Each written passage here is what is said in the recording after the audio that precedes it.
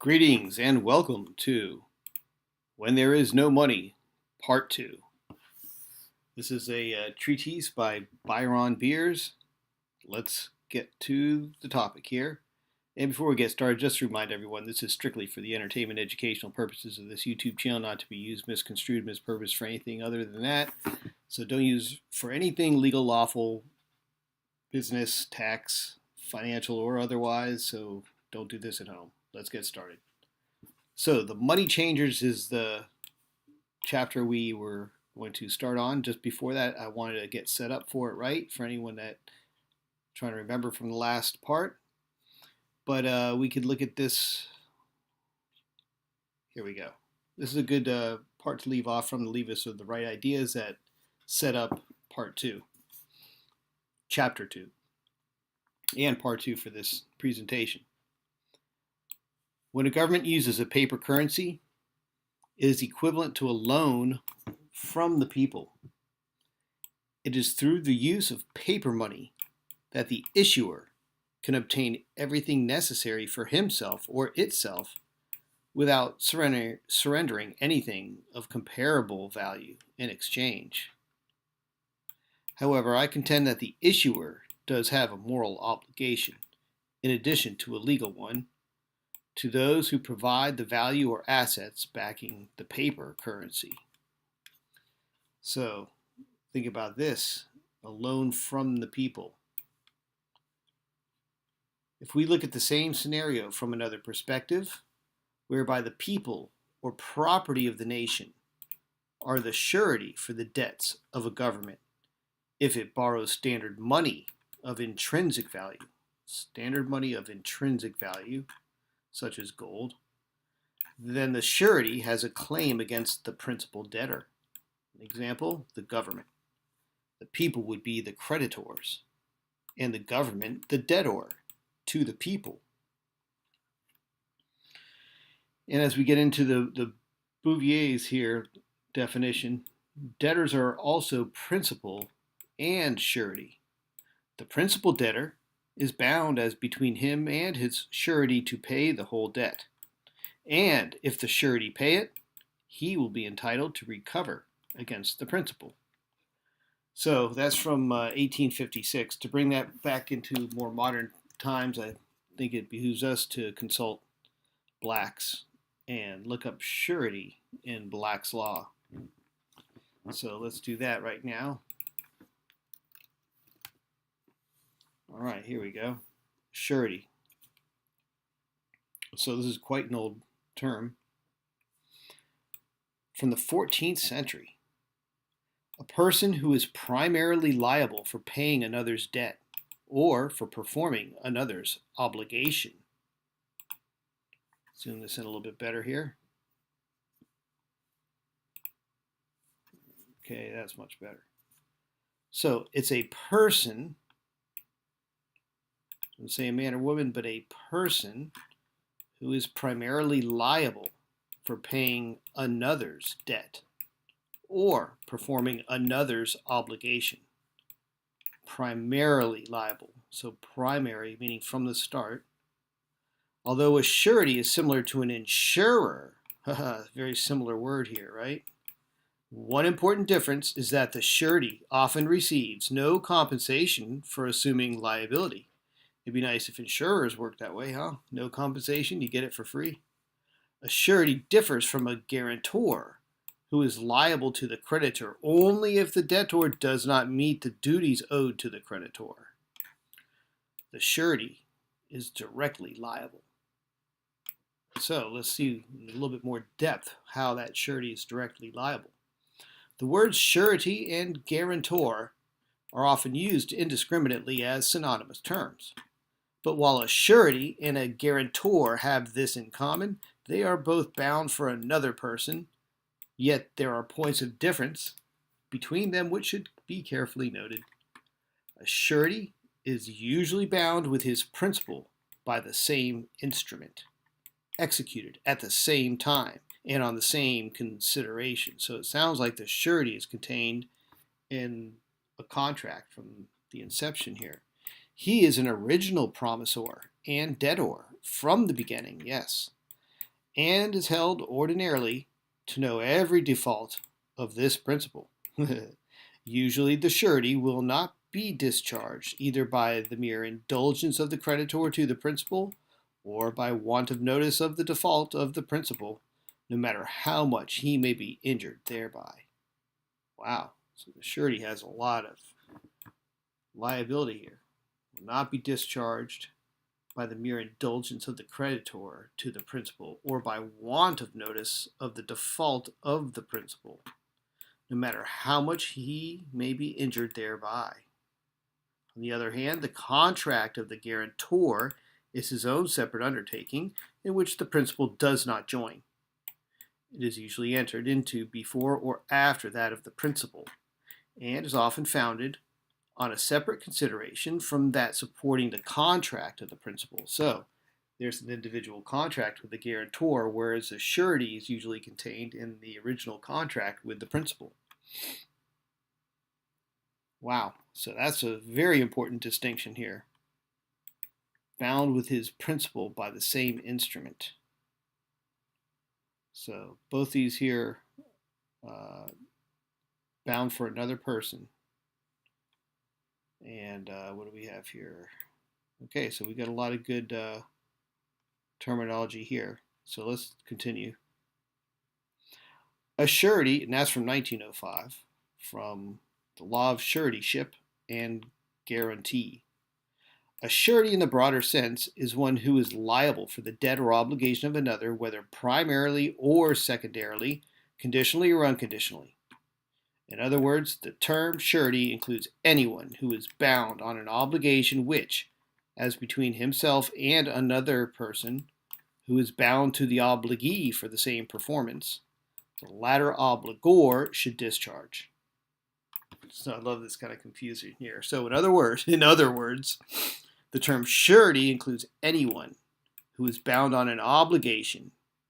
Okay, so it includes someone who is bound on an obligation as between himself and another person who is bound to the obligee for the same performance.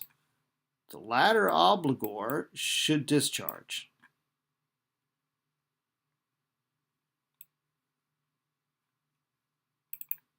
It's a weird syntax there, but let's continue. In this sense, suretyship includes all accessorial obligations. By such terminology, guarantors and endorsers are kinds of sureties. A surety, in the narrow sense, is one who is liable in form primarily on the debt or obligation of another. His obligation is accessorial to that of the principal debtor, but it is direct and not conditioned on the principal debtor's default. So it's not conditioned on the default of the principal debtor. In this sense, suretyship differs from guarantee and endorsement, which are conditional, secondary obligations. The word surety is in the majority of American decisions used in the narrower sense to indicate a primary obligation to pay another's debt, to distinguish it from the secondary obligations of a guarantor. This terminology has the advantage of indicating by the use of one word, surety, an obligation which is at once one to pay another's debt, but which at the same time is not conditioned upon another's default. So we see here we have lots of different kinds of sureties. Compensated surety, gratuitous surety, a surety who is not compensated for becoming obliged to the creditor. Perhaps the most common example is the parent who signs as a surety for a child.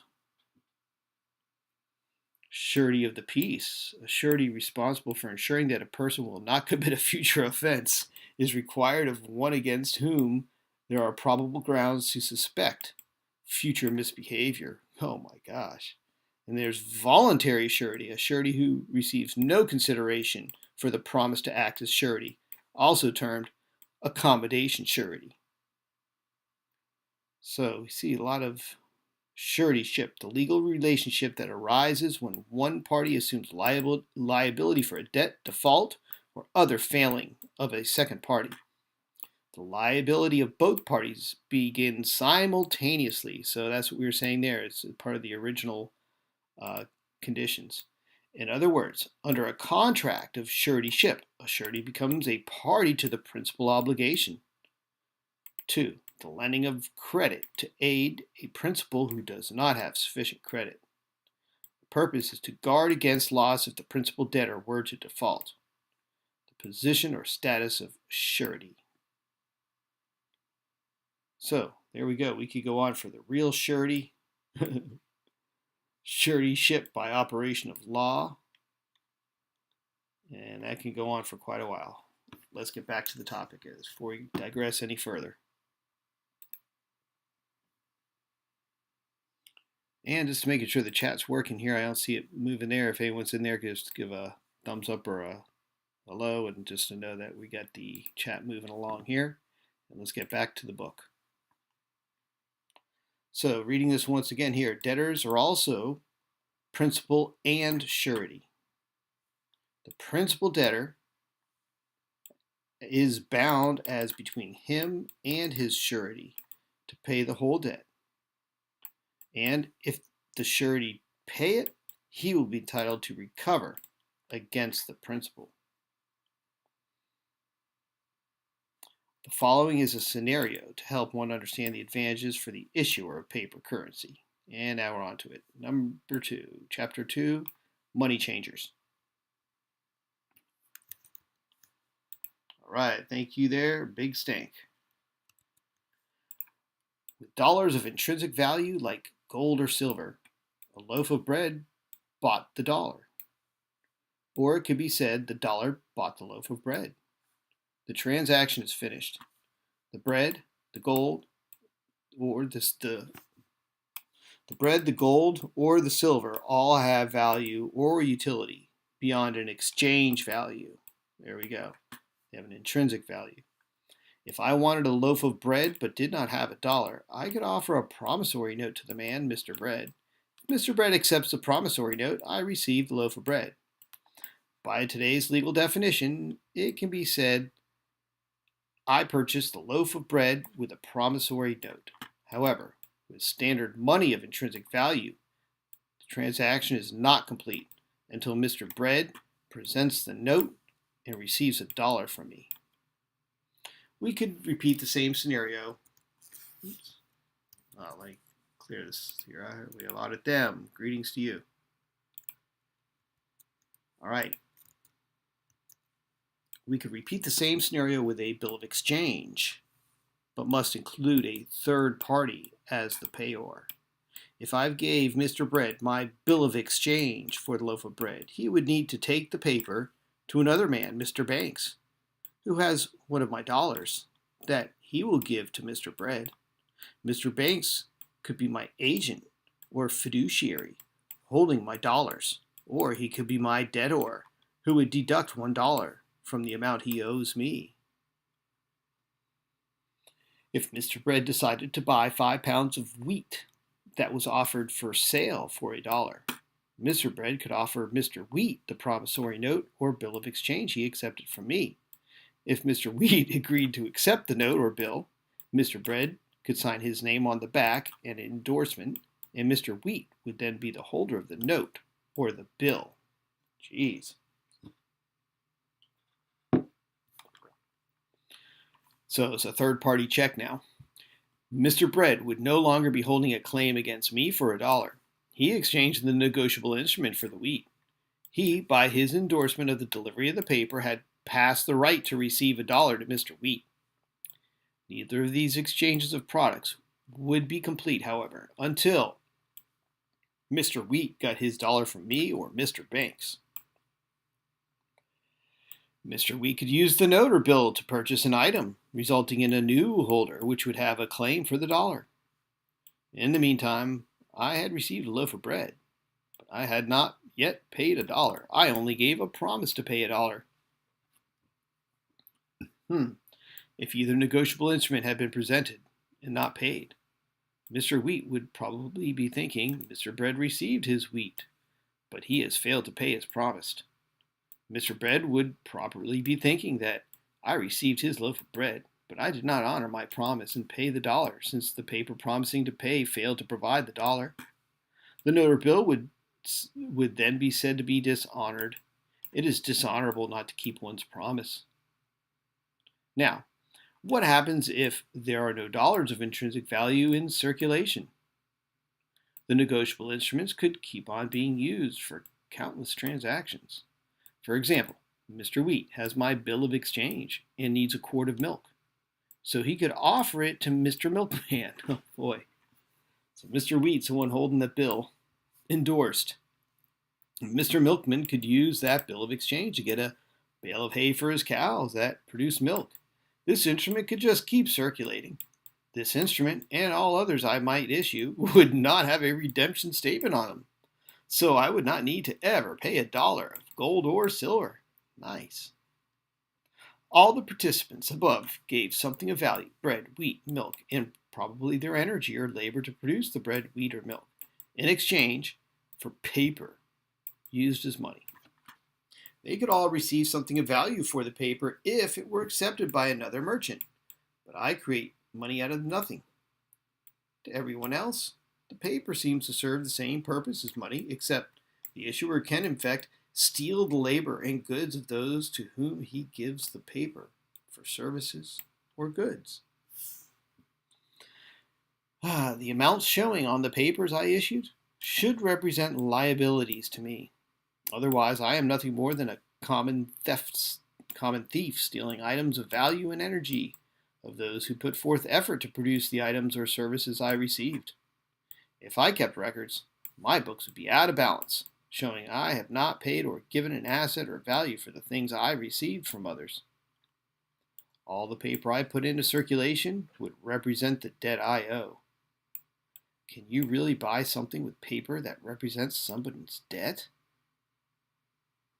Of course, I would hope no one discovered how my scheme worked. Otherwise, they might be upset that I need not exchange goods, labor, energy, or value to get what I want with my paper. If I were greedy or evil-minded, and since I have plenty of money to spend, quote unquote, I could be the most influential man in the country. I could have the best of everything.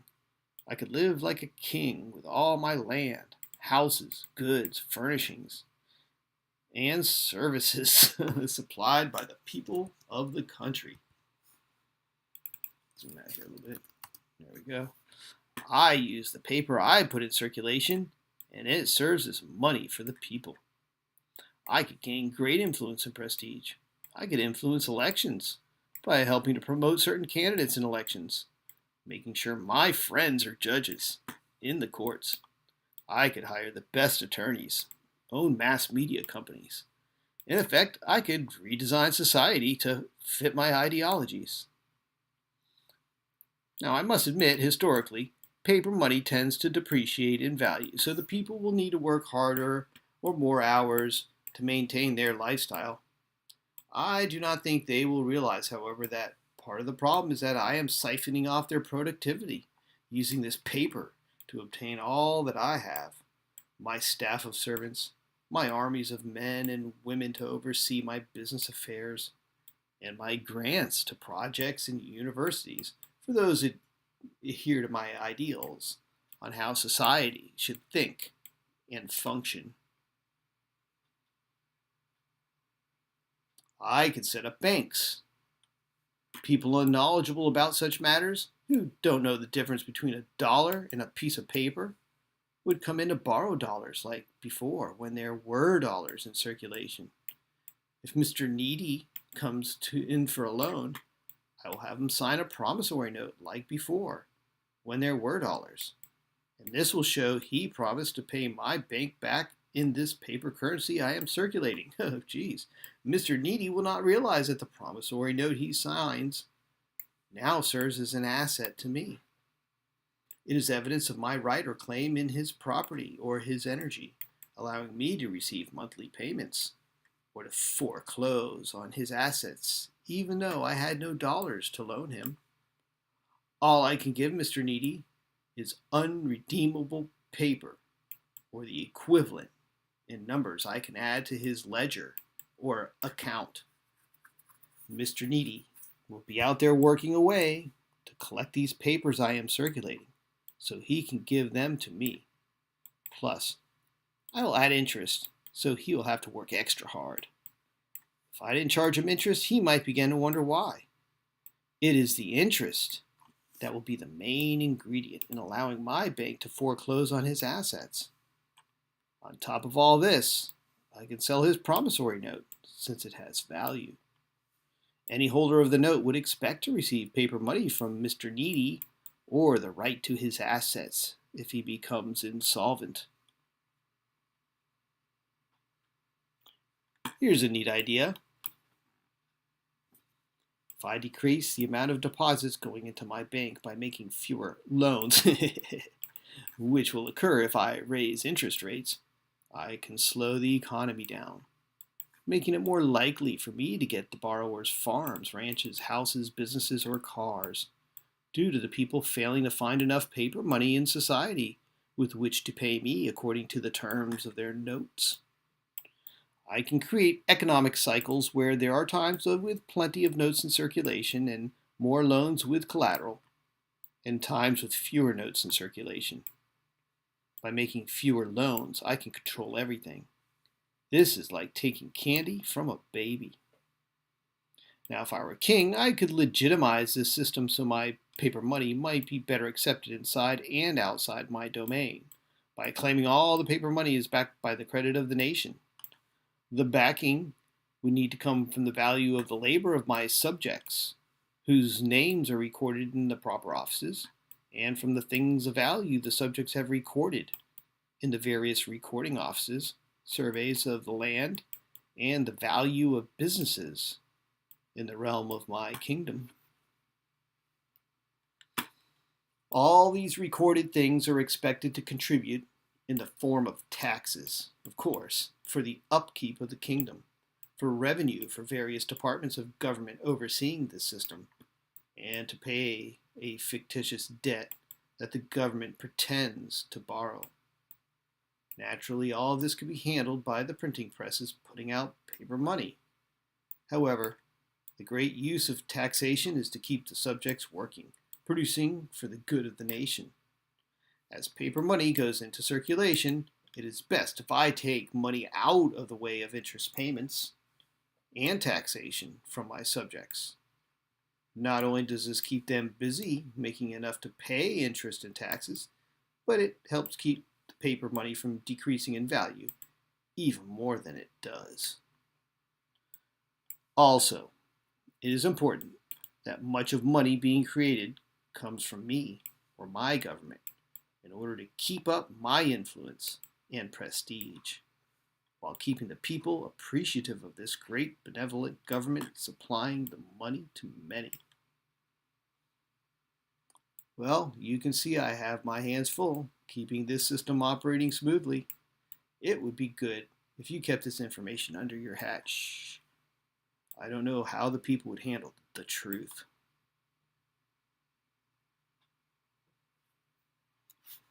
All right, we're getting on to the summary. Indeed, this is a good one. All right. Chapter 3, summary. Well, there we go. Does the foregoing scenario truly seem beneficial to the people? Or does such a system tend to create a society of servants, of a system being manipulated by a few in high places, where life, liberty, and happiness of the people could be affected by the whim of those in control? In summary, if government is issuing paper currency as legal tender and borrowing lawful dollars, then the paper currency should be redeemable for lawful dollars.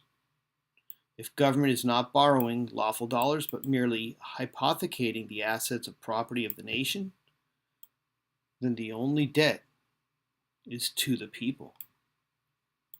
If a government brings in a third-party bank to use in the process of issuing paper currency, it only gives the system a more valid appearance, since it matters not if no standard money of intrinsic value is being borrowed. If the government were borrowing standard money and the people were to contribute towards the debt by way of taxes or otherwise, then the government would still be a debtor to those who are sureties.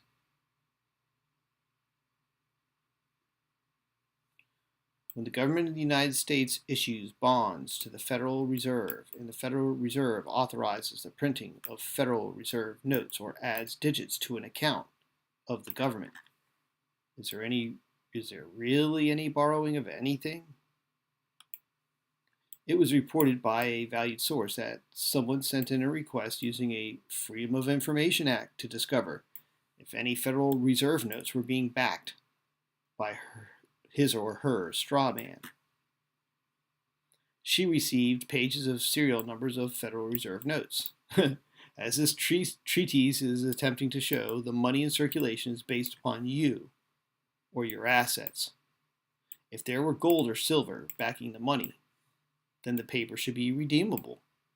If the paper is not redeemable for lawful dollars, then there should be a means of settling public debts in the accounting system being utilized by the Treasury.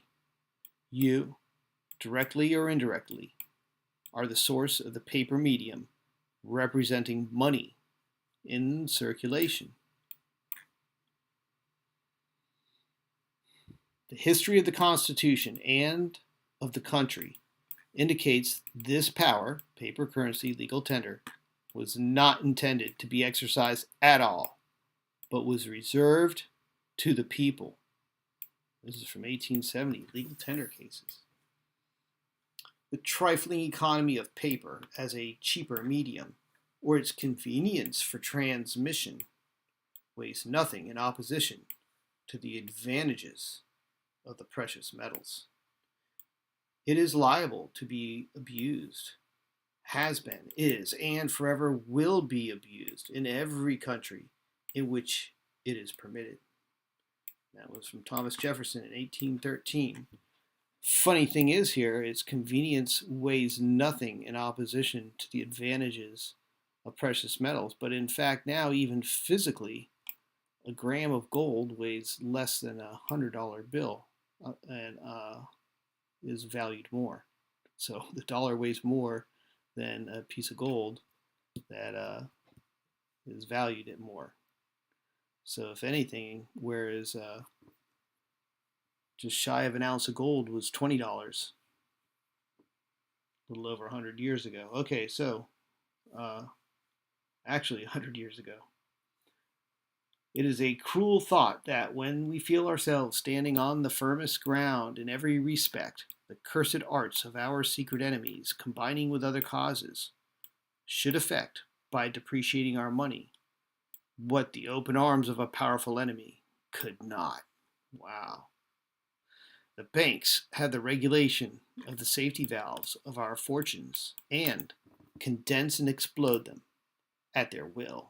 As Thomas Jefferson to John Adams. So Thomas Jefferson was definitely against these types of paper currencies. Certainly no nation ever before abandoned to the avarice and jugglings of private individuals to regulate according to their own interest the quantum of circulating medium for the nation, to inflate by deluges of paper the nominal prices of property, and then to buy up that property. Yet this is what has been done and will be done. And this is from Byron Beers for goingtopeace.com. And that's it. That takes us to the end of our text. All right, let's check the chat here. You have Bill Thomas saying, do not forget that taxation allows a government to limit some activities. Exactly. As they're saying in here before, it allows them to be regulating when they come into and influence behavior. Yes, without using laws directly. Laws, right, but they could also have regulations and codes to enforce your creditor's will. So again, very enlightening text from Byron Beers, and this goes into the whole themes where we're getting back to the foundational principles of what sets this nation apart from others in principles and the way we approach things like money. So, with that said, I'd like to thank you all for attending. And we have the most beautiful buzzkill. Greetings to you as well. I hope you enjoyed the presentation because we're coming to an end now. And I will hope to see you all on the next one. Peace out.